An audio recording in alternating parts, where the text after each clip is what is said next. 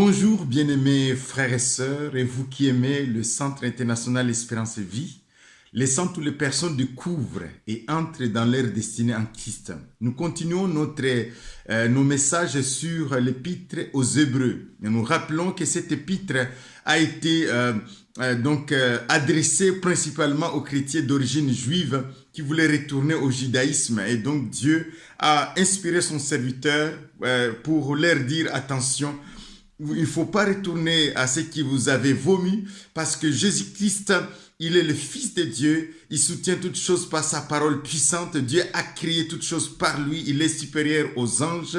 Il est supérieur à Moïse, qui est même l'auteur même de la loi. Et des ordonnances.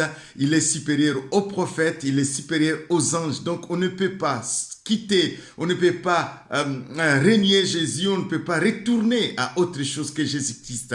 Et donc il va continuer, il dit même si Jésus il est mort pour vos péchés, il est ressuscité, il est vivant et il peut secourir ceux qui sont dans les difficultés parce que lui-même il est passé par là. Jésus-Christ c'est Dieu, c'est l'image même de Dieu, c'est Dieu qui a visité la terre. Nous continuons aujourd'hui le chapitre 6 et donc le titre de ce chapitre, je l'ai intitulé « Dieu accomplit ses promesses ». Donc, dans ce chapitre, il commence en rappelant les éléments de la parole de Christ, les renoncements donc aux œuvres mortes, la foi, le baptême d'eau, le baptême du Saint-Esprit, imposition de mains, la résurrection des morts, le jugement dernier. Donc, il dit attention.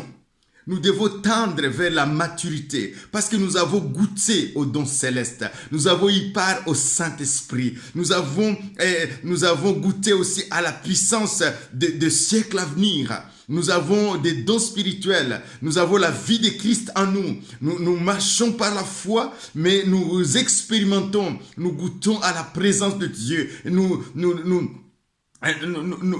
invitons les personnes aussi à goûter à cette présence. Donc, ne retournez pas en arrière. S'il vous plaît, ne retournez pas à ce que vous avez vomi. Parce que le diable est méchant, la chair est là. Et à un certain moment, on se lasse dans la marche. Il dit, attention, Dieu est fidèle.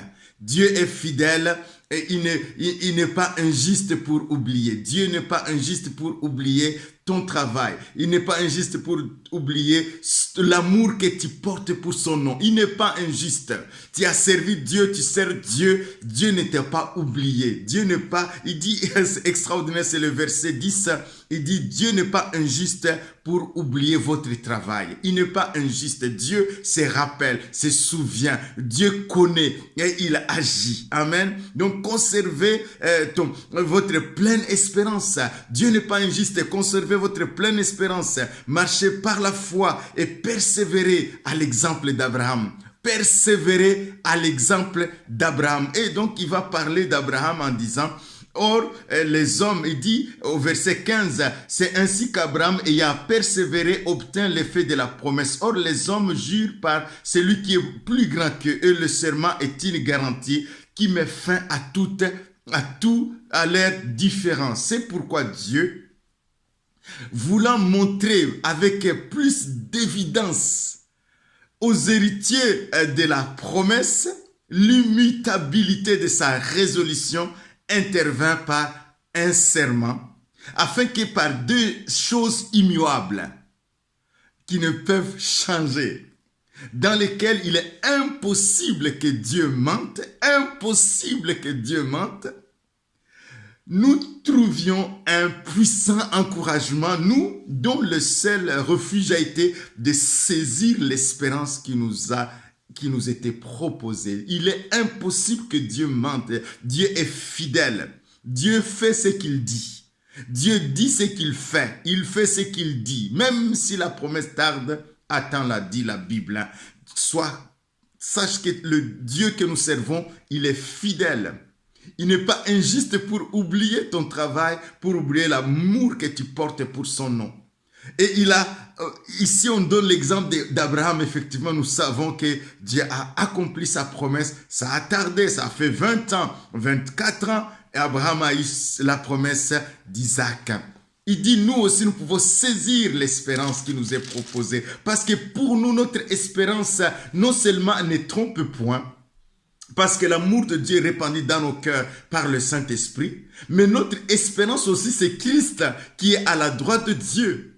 Christ est allé au ciel, il est à la droite de Dieu. Il a traversé, il a pénétré le voile céleste. Il est allé au ciel même.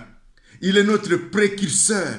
Il est notre souverain sacrificateur au ciel. Et nous verrons au chapitre suivant le souverain sacrificateur Jésus-Christ. Mais il dit, c'est pour cela. Christ est notre espérance. Notre espérance, il est sûr et il est comme une ancre sûre et solide. Notre espérance est connectée directement au ciel. Seigneur, merci pour mes bien-aimés. Tu es fidèle, tu as accompli tes promesses. Tu n'es pas injuste pour oublier, Père. Merci pour cet homme, cette femme, cette jeune fille, ce jeune homme qui m'entend, qui m'écoute. Seigneur, tu ne l'as pas oublié, même si la promesse a tardé. Aujourd'hui, tu lui dis, je ne t'ai pas oublié, ma fille. Je ne t'ai pas oublié, mon fils. Je vois ce que tu fais pour moi. Je ne t'ai pas oublié. Je ne suis pas injuste. Je vois ce que tu fais. Je vois l'amour que tu portes pour mon nom. Je vois ton désir de me servir. Je vois ton désir d'évangéliser. Je vois ton désir de rendre témoignage. Je ne t'ai pas oublié. Ce que tu as fait, je ne t'ai pas oublié. Et je te donne une parole aujourd'hui. Que ma promesse est immuable. Que j'agis et que je vais agir dans ta vie.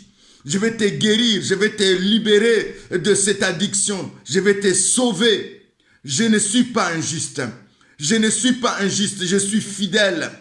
Tu peux garder, saisir cette espérance, saisir cette parole aujourd'hui. Merci Seigneur pour ces bien-aimés qui m'entendent. Seigneur, c'est toi qui les touches.